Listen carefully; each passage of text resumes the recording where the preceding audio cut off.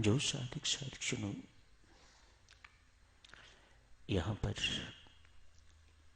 ये कह के आते हैं कि हमें साधना के लिए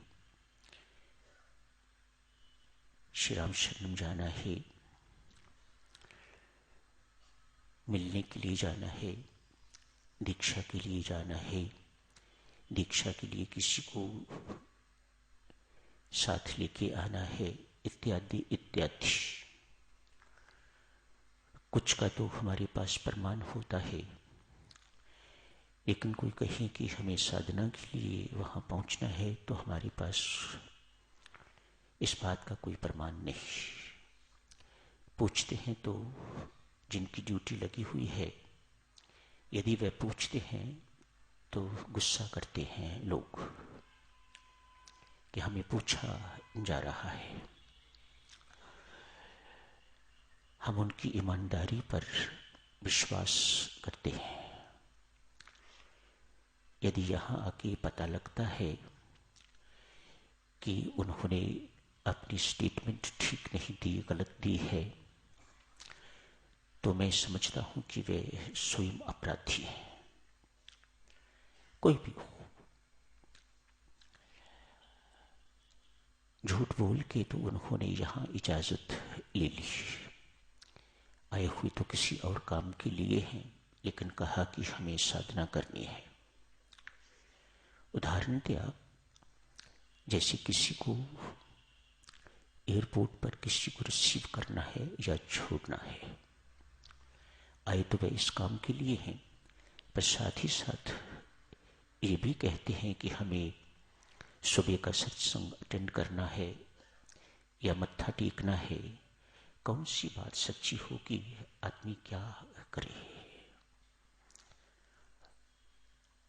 साधक ईमानदार ना होगा, सामान्य व्यक्ति ईमानदार नहीं है तो शायद परमात्मा इस बात को सहन कर लेता होगा, लेकिन साधक ईमानदार नहीं है तो परमात्मा के लिए भी ये बात सहन करनी और क्षमा करनी कितनी कठिन होती होगी। बड़े शर्म की बात है, एक साधक होके भी तो ईमानदार नहीं हो सका। मेहरबानी करके साधक जनों, जिन विचारों की यहाँ ड्यूटी लगी हुई है, don't put them into an awkward position. बच्चे हैं बेचारे, क्या करेंगे वह। आपका ऐसे लोगों का यहाँ आना सारे सिस्टम में हलचल पैदा कर देता है। मैं भी आंखें ऊपर उठाने योग्य नहीं रहता। आशा है कि ये आपकी सुविधा के लिए साधक जनों ये सब कुछ किया हुआ है, और यदि आप ही ने हमें असुविधा में डाल दिया तो क्या लाभ होगा। परमात्मा के साथ, परमात्मा के घर के साथ बेईमानी करनी कैसे माफ करेगा परमात्मा आपको। पूर्ण आशा है आप इन सब बातों का ध्यान रखेंगे। अपनी ओर से साधक जनों, जो यहाँ के प्रबंधकों ने नियम बनाए हैं, बहुत सुंदर नियम बनाए हैं। अकेली महिला घर से चल पड़ी है, पीछे जगह है उनके रहने के लिए। कहाँ रखेंगे हम अकेली महिला को। चलने से पहले अकेली महिला को सोचना चाहिए। ये बात नियमों में लिखी हुई है, अकेली महिला मत आइएगा यहाँ पर। कैसी ऑकवर्ड पोजीशन में हमें डाल दिया जाता है।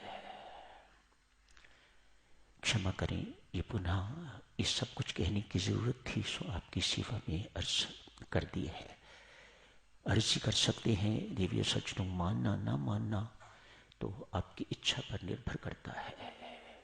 फिर मैं भी सोचता हूं जो करेगा सो भरेगा। जो करा है भरे बिना रह तो नहीं सकोगे आप, तो भरना ही पड़ेगा। परमात्मा सबको सद्बुद्धि दे साधुजनों, ताकि सही कर्म कर सकें। कर्म कैसा करना चाहिए, क्या करना चाहिए, ये निश्चय देवियों सज्जनों बुद्धि का है। अतएव परमेश्वर से सबके लिए यही प्रार्थना है, परमात्मा हम सबको सद्बुद्धि दे ताकि हम सन्मार्ग पर रहें, इधर उधर भटक न जाए। कोटि कोटि प्रणाम है मेरी माता सज्जनों, आप सबके श्री चरणों में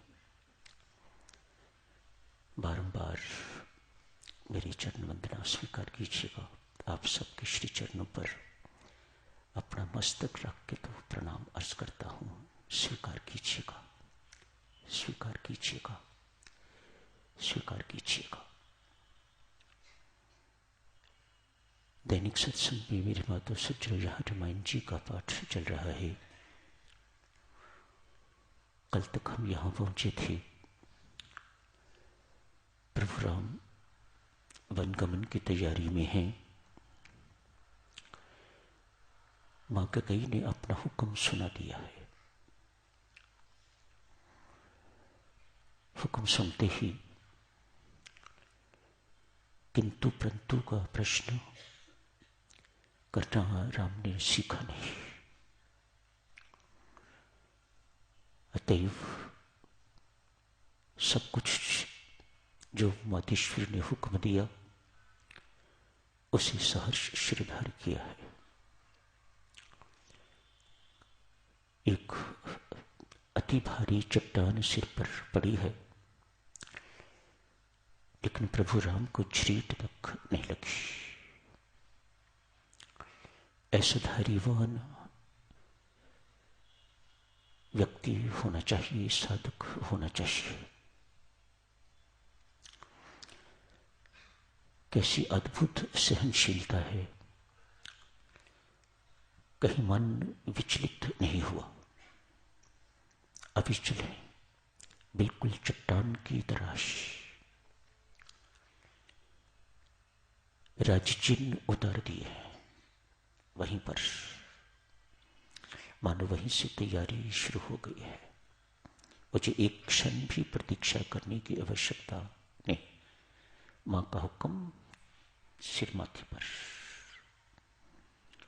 पिता का हुक्म मां के माध्यम से, मुझे उससे कोई फर्क नहीं पड़ता। पिता पास ही बैठे हुए, कुछ इन्हें कुछ चेंज करना होता तो सर्वसमर्थ है, वह कर सकते थे। मानो दोनों की सहमति है। प्रभु राम श्रद्धार्य करते हैं, सीधे मां के महल में जाते हैं। अभी अपने महल में नहीं जहां सीता प्रतीक्षा कर रही है। मां कुशल्या को चरण वंदना करने के लिए, उनकी इजाजत लेने के लिए, उनको ये सूचना देने के लिए जाते हैं। मां तो प्रतीक्षा कर रही है, प्रातराश करवाऊंगी, नाश्ता करवाऊंगी, लेकिन वहां तो बात सब कुछ उलट पुलट हो गई हुई है। अतएव प्रभु राम ने मां से कहा, मां मैं अब ये नाश्ता नहीं खाऊंगा। ऐसा नहीं समझिएगा कि जैसे हम सामान्य व्यक्ति करते हैं, मेरा मन नहीं, ऐसा नहीं है। हमारे साथ कोई मामूली सी घटना घट जाती है तो हमारा एटीट्यूड किस प्रकार का होता है?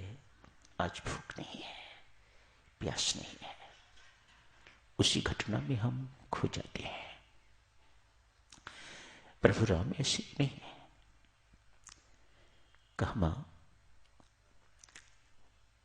मध्यमा मां ने मुझे वन गमन की आज्ञा दी है। मैंने उसी वक्त से अपने आप को भीतरी भीतर वनवासी स्वीकार कर लिया है। अब मैं खाऊंगा तो जंगल का भोजन, जो जंगल में मिलता है, कंदमूल खाऊंगा मां, मैं ये राजसी भोजन नहीं।